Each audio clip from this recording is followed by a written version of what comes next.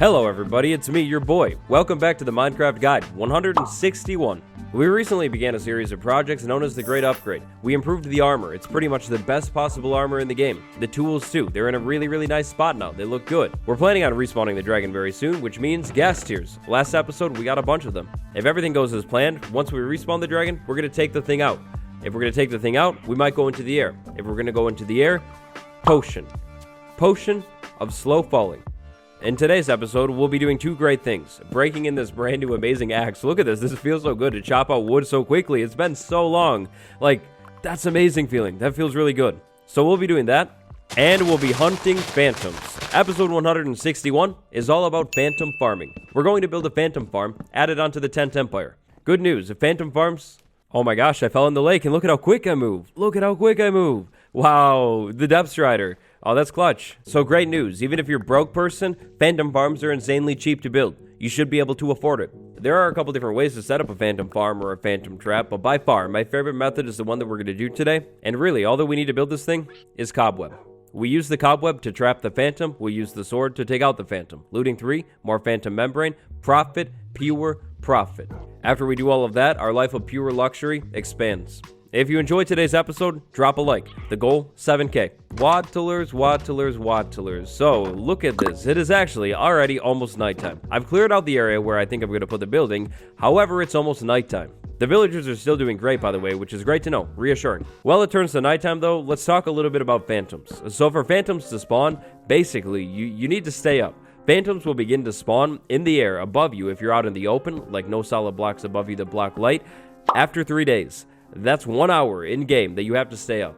Now, the actual mechanics tied behind phantom spawning are yucky at best. On screen are some of the mechanics. A big shout out to the Minecraft wiki for all of these numbers. Very interesting. You could pause and read up on them if you want to know all the technicalities, everything like that. But basically, the longer we stay up, the more phantoms will spawn. The spawning mechanics are a little bit different on Java and Bedrock. Long story short, the longer we stay up, the more phantoms spawn. After we stay up for 3 nights, on the next night, a little bit of phantoms will spawn. After we stay up for, I don't know, like 8 nights, even more phantoms should spawn. All of that essentially means one thing today. It is no sleep challenge, which means light. No way, not a chance at all that I'm going to have anything bad happen to any of the builds over here. This area is fine, I won't walk through here, but I'm not going to let a creeper wander into the nether. No way. No. So, I'm going to light it up a little bit more over here too, just a tiny bit. We don't need the most light, just like a little bit. Go away, creeper. And you too. You go away too. I'm busy. Oh, no way, there's a spider jockey. That's pretty sweet. Man, it feels good to have good gear. Spam a few more torches down, get rid of this creeper, and now it's time to build. Do you need to build a build for this build? Well, no, you actually don't need to. To set up a phantom farm, it does not need to actually be up in the air. It doesn't need to be inside of a building. You could actually just put this in a flat open field. It should work. It will work. I guarantee it 100%. A flat open field farm will work, but it definitely will not look anywhere near as good. And building this thing in a flat open field, have you seen my base? There are no flat open fields, just orbs. So don't worry. To alleviate the masses, the certain block is still banned, don't worry. But it's also actually partially unbanned. I can use some of it today, and I'm definitely going to use some of it today, but not just all of it. The footprint for this build is going to be pretty small. I'm thinking 5 blocks that way and then maybe 5 blocks this way as well. So a 5x5 build, it's going to be a tower. We're going to try and make the tower look really sweet. But yeah, it's going to stay small. I think it'll get a tiny bit bigger near the top. Not too much. It would look weird. But yeah, 5x5. I'm actually really excited about today because we're expanding the base. I always love to expand the base, add buildings to this thing. I'm also getting to use the brand new tool set that I just made. This stuff is amazing. It feels so good to actually be able to mine things, you know, like wild. I should have listened to you and done that sooner. There's no other way to put it, really. Upgrading the tools is a must. You absolutely have to do that if you're playing this game at some point because it feels amazing. But also, we built a tree farm a couple episodes ago. Haven't really got to use it because we've been busy doing other things, and I'm going to be out of wood. This is the first time I'm excited about that. We actually get to use the tree farm. Okay, my guy, you need to chill with the creeper noises. I walk in here anytime it's nighttime, and I hear a creeper hiss coming from the bird. Like, I get it. There are creepers outside. I know. I'm aware. Please, stop that.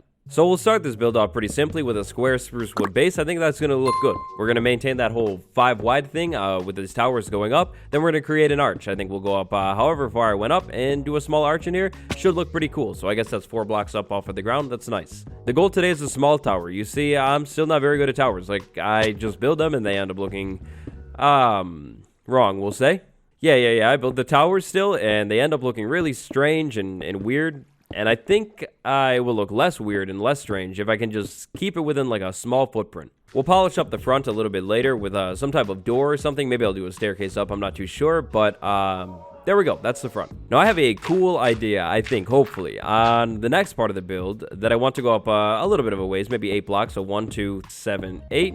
We're gonna go up 8 blocks. So that's 8 right there. That's 8 right there. Then in the middle, tough. I think tough could come into the build and actually look pretty cool. Now somewhere in here, maybe a little bit higher up, I definitely want to put a window. I'm thinking iron bar window. That could be pretty sweet looking. Maybe 3 blocks tall. So maybe we position it like right there. I'm not too sure. Maybe we'll move it up or down. It just kind of depends. But somewhere in there, we do a window and tough. Now, tough, I think, is going to look really, really good here. And carrying these stone brick borders all the way up the tower will make it look consistent, but it looks bad.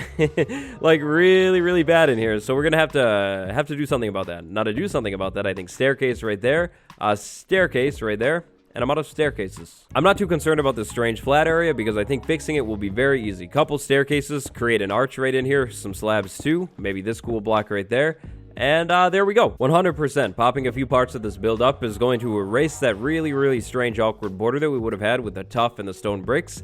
And it looks pretty consistent. It's a deep slate time. My favorite time. Look at this. We could run deep slate going right in here, polished deep slate, because it's a little bit lighter toned. And it looks even better. And it keeps the tower small too. Right now, the shape that we're working with is perfect. Maybe. I hope it's perfect at least. There's no way that this could end up looking weird, I think. I hope. I love deep slate, specifically every single type of deep slate, but by far, my least favorite part of deep slate, my least favorite version is polished deep slate. I've said it before. I don't know what it is about it. I mean, it's nice. Like, it definitely works on builds like I'm using it here today, clearly, but it's my least favorite. The goal is to keep the tower small using walls. Definitely keeps the tower small. I think that's a cool detail at the bottom. It feels like it's missing something still. I'm not too sure, but we'll worry about the specific fine details later. So on the inside, we're going to have a ladder running up to this floor, and then either put the ladder on the wall or have trapdoors going down, or I could even do vines. Maybe like glowberry vine could be kind of cool. But either way, we're going to have that run up, and then we have the windows. So I actually decided to move the windows down a little bit. Iron bars all the way. This is going to look really, really cool in here. And the top is nice, but I think it could be a little bit better. So I've never tried this block combo before. I've barely built with tough, actually. But I think cobblestone and tough, like mixing it up in here, making a small variation, it might look weird at first, but I think, hopefully, because of the gray tones, once we have the whole build finished, I think it should end up looking pretty cool. I mean, I hope at least. I feel like it would work out because there's a lot of the lighter tones and tough, like on those like light spots right there, matches cobblestone pretty well. So I put a bunch of trapdoors in. I decided to do trapdoors. That should hopefully be good. We'll need a few more to go all the way up to the top. But next up, ladders. So this part of the build, I'm thinking is probably going to end up staying pretty empty. This is a phantom farm. Obviously here, the main part of the build is going to be up in the top area, somewhere like this level right here. I think we'll probably end up coming in here with a spruce floor and covering the whole floor, making it so we can easily walk around on the build, you know. But next, we're going to make the build a little bit taller. It's fence gate time. So this is where the wood farm comes in, because I'm going to need way more spruce probably, way more dark oak too, which means wood farm in like 30 seconds. Next up, I want to use fence gates in here. We're going to place one, skip a block, then do one more, skip a block, and then have one more right there. We'll do that on every single side, basically having these fence gates pop out. No, I hear one, it's coming, it's happening right now. No, I didn't even get to say the bit about it yet. Oh no, phantom. Oh no, phantom, you bad phantom, you ruined the surprise. Okay, so we're gonna put some fence gates on the build, but let's talk about the phantom. That's funny. Why did that happen? What happened? Well, you see, I planned this episode. I always knew this episode was going to happen since last episode. If you can remember, right at the end of the last episode, we were in the nether doing enchanting. After last episode, I waited around and stayed up in the overworld for one day. It is now the third nighttime, or the fourth. I think it would be the fourth. Wow, this is insanely dark over here. This definitely needs more torches on the build, like right there. Whatever. It's the first nighttime that phantoms can actually spawn, so they're going to start spawning as long as I'm out in the open, not under any blocks. Well, at least not under most blocks. Now, it's tree farm time. Like I said, we have to chop down some trees here. I have one spruce tree ready to go. I'm going to need these dark oak ones too, and apparently it's zombie horde time too. There are like a million zombies all over the place. Where are you all even coming from? Like, on my farm and everything, you better not ruin the crops. Stop jumping. So yeah, it's time for a zombie horde, it's time for tree farm, and it's time to watch out for phantoms. Thankfully, when they spawn, they're very noisy, so I'll hear them. But if I'm up high, I'm gonna have to stop and watch out because they could push me off of things. Oh wait, it doesn't matter at all. I can fall all that I want. Feather falling 4. Hey look, one of the zombies dropped a carrot. This might be my first carrot over here. Armed with a ton of wood, it's back to the build for me. So we start with fence gates going out on the build to blend things out. Next up, we're going to do logs. We're going to place logs facing out, just like this on top of the fence gates, and then we're going to strip the logs. I think stripping the logs is going to make them look really good and blend into the next part of the build. But with the logs coming off of the build, that means we need to move the build up a little bit more. So that means more tuff and more cobblestone. I think this is probably the layer where the tuff and the cobblestone is going to end. 1 log for every single fence gate. No fence gate left behind. A bunch of stripped logs in here now. Now it's time for even more fence gates. This time the fence gates go the other direction though. We place them like that, connecting the logs. Basically what I'm trying to do here with all of this wood, all of this detail, is make a solid base so I can actually set a building up on top of this thing and make it bigger than 5x5, just by a little bit. After the logs, to continue popping things out and make them look good, I think it's trapdoor time. I hope it's trapdoor time because I love spruce trapdoors. These things look so good and they add so much detail. If you need to add detail to any build, trapdoor, just cover the thing in trapdoors, coat it entirely. I've been meaning to do it to that build for a while now. Coat it in trapdoors and boom, there you go. You have the best looking build in the entire world. So from the ground, we're looking pretty good. I like the look of it. I think the cobblestone mixes well in there. It still seems to be missing something, but it's looking good. But it's time. This might be the best move of this build today. It also is going to be the most expensive move of this entire build today, but it's time. Barrels. I think we're going to need 5 barrels per side, which brings our total up to 20. We need a total of 20 barrels for this next part, I think. You see, today is basically detailing 101, tower 101. The barrel, very interesting looking block. You can interact with it, of course. It has this nice striping, but the bottom side of the barrel has a texture that's a little bit different than the normal log texture, and I think it's going to work out really, really good on this build. Add a different detail, a different look to the side of the build, so we're going to go with them. And, of course, the barrel comes in spruce tone. Honestly, the barrel should come in every single tone, I think, like a jungle barrel, an oak barrel. That would be really, really cool, hopefully one day. But yeah, it matches the spruce tone like perfectly, so we'll do a row of barrels like that. And then it's back to the logs. We're basically on the final part of the build now. I think we're going to go up with logs, maybe like 4. 4 is pretty good. Go up with 4 logs all the way around, jump back down and strip these logs so they match the barrels from the outside. The floor in here is going to have to be something. Honestly, I was kind of thinking birch. I was thinking birch has a floor in here. That might be kind of cool, so we'll come back in and get that. But we'll do logs like that, and then we'll do fences like this, and then it's basically roof time. Now, for the roof of the build, I will be using deep slate. I will be using dark oak. I have a very cool looking roof planned. I think. Hopefully, it'll end up working. I mean, I think it'll end up working out. It should end up working out. I don't see why not.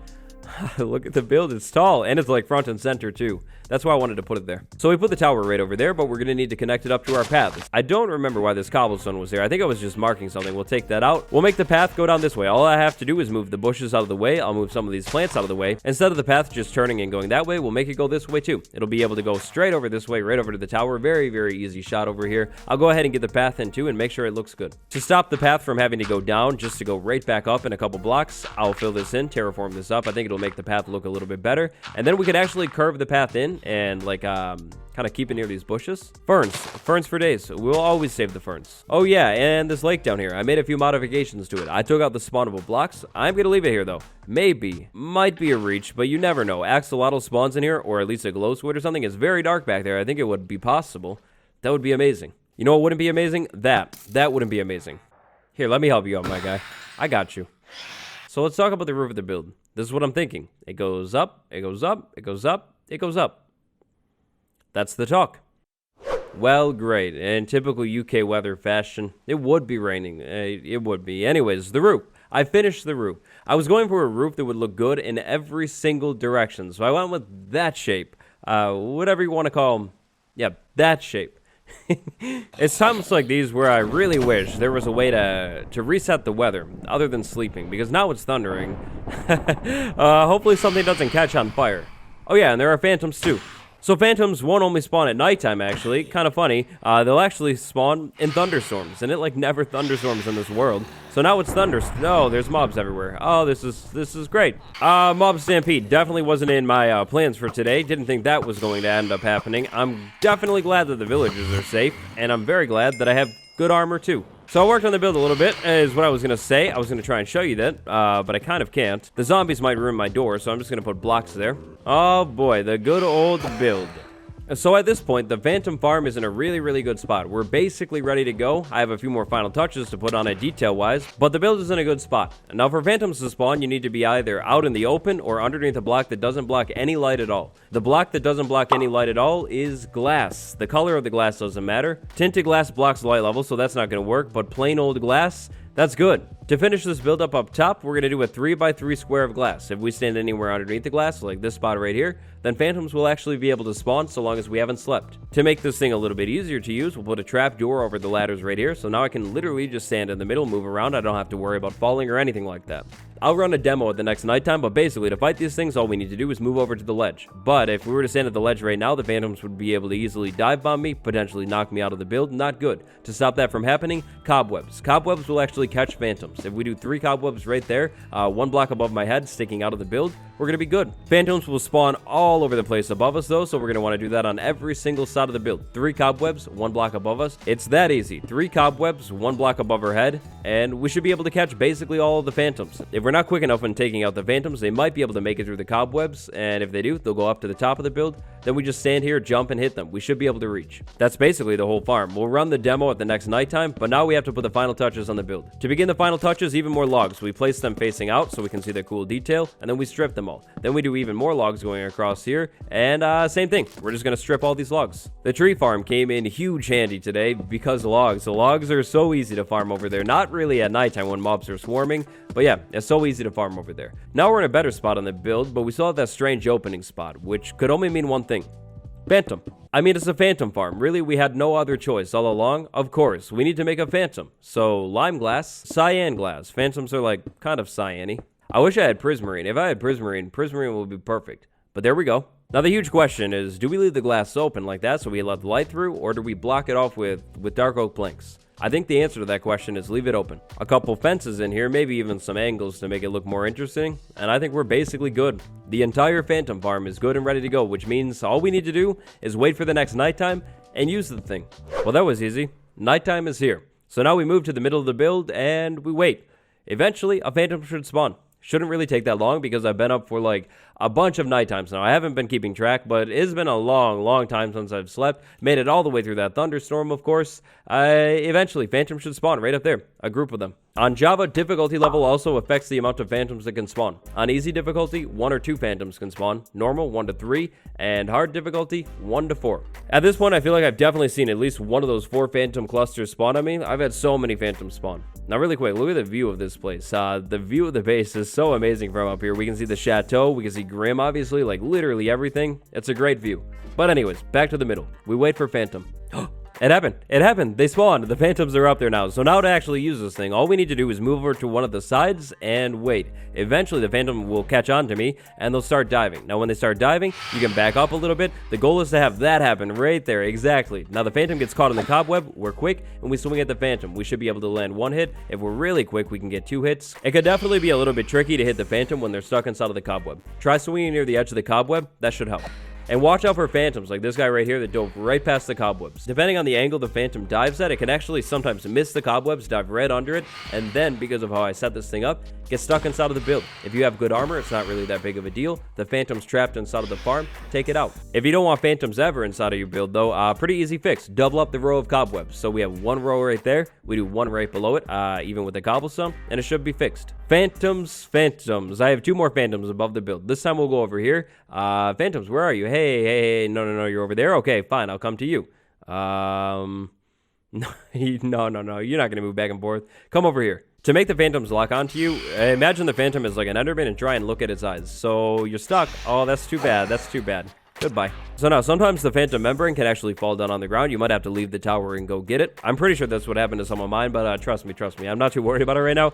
Back to the middle. Now we wait again. Like I mentioned right at the beginning of the video, the longer you wait up, the more Phantoms will spawn. The cool thing about this farm is it will only get better and better and better the longer you wait up. If you can wait up like 10 days straight, then you should have a lot of Phantom spawns. Up here in the tower, because of how I set things up, I am completely safe. I have nothing to worry about at all, so I can basically just AFK and listen for the Phantom sounds. And are there more Phantoms?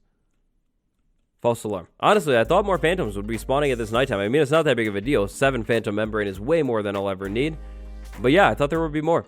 And there we go. I think that's basically it. The nighttime is fully over. Only that one cluster of phantom spawn. Yeah, very, very surprised about that one. But the night is over. Aside from design differences, doubling up your row of cobwebs, there is one more change that you can make to the farm too. If you're worried about falling out of the farm, you can put fence gates there, leave them open at nighttime. You can move right through them. They don't affect you at all, but then you can close them too so you don't fall out. I don't know. I'm not really worried about falling out, so I'm going to leave them off of the build. I think it looks a little bit better personally, design-wise open, but it is definitely something that you could do. So now I have this space in here. I'm thinking about coming back in and decorating that up with like a crafting table, some chests. It's simple. It's really not much, but honestly, I'm not too concerned with this part of the build. It's just a transition from the bottom up to the top. Is it raining again? It is. Oh, that's so weird. That's a lot of rain. Terraforming. On the outside of the build and in the small in-between area, I think we're pretty much set now. I decorated the hill with bushes, coarse dirt on the ground, sweet berry bushes, did a path in here, did a small staircase step up. It's not much, but it's good. And then the door right here. We walk in, we go up, we use the farm. I tried to spice it up down here on the ground on all sides of the build because it's very, very visible. From the ground, this is what we end up with. It looks pretty good. I do definitely feel that it's missing something. But other than that thing, I actually love it. I actually think it looks really cool. Yes, much better. Mossy stone brick. My old friend, I miss you. So now I officially think the build is done. Now, through today's episode, I've been working. Phantoms have been spawning pretty much the whole time. I have some phantom membranes. I'm not going to tell you how many phantom membranes yet, but I have a lot. Take a guess down below. And while you do that, it's time for the comment of the day. Also, the 7 phantom membrane that I have right now, they don't count towards the total. Episode 161. Try using Silk Touch on the empty glowberry vines. In Bedrock, I get a glowberry for each section of the vine. Okay, this is crazy. I don't know if I'm like fully understanding this right, but Silk Touch the vine and you're getting a glowberry for the section of the vine. Like, do you mean the vine or what? Because that sounds like a Bedrock bug. Unfortunately, I don't think it's going to work that way. And also, unfortunately, I don't think the glowberry is coming back to that one. Wherever it was that I harvested, I don't know why. Now, I've seen the comment down below a couple times to just use bone meal on the vines, which, yes, definitely, I could do that. But I'm looking for vines that will consistently regrow on their own so I could run by, harvest them, and then drop the berries off and, you know, like come back and do it again. Hopefully they regrow and actually glow this time. That'd be great. From the looks of things, it looks like it's actually becoming nighttime again, which is perfect. I mean, I spent a lot of time designing and building this farm, so a little bit more use out of the thing. Yeah, that sounds great. And hey, look at that. No more rain. Yay. Hello, Phantom. Phantom. That was another surprisingly slow night. That's okay, though, because throughout today's episode, 35 Phantom Membrane, plus the 3 that I just got, plus the 7 over here. Yeah, we have way more Phantom Membrane than we will ever need. We can now easily brew slow-falling potions. Minecraft Guide 161. The Phantom Farm. Here it is. From a distance, this thing looks pretty cool. That's it for this episode. If you enjoyed it, smash like, subscribe. If you want to be classified as very cool, check out my Twitter and Instagram. Drop a follow on both of those. GBFan1984, Divins, and Violet Pirate. Thank you all so much for the support. Thank you all for watching. I'll see you tomorrow. Goodbye.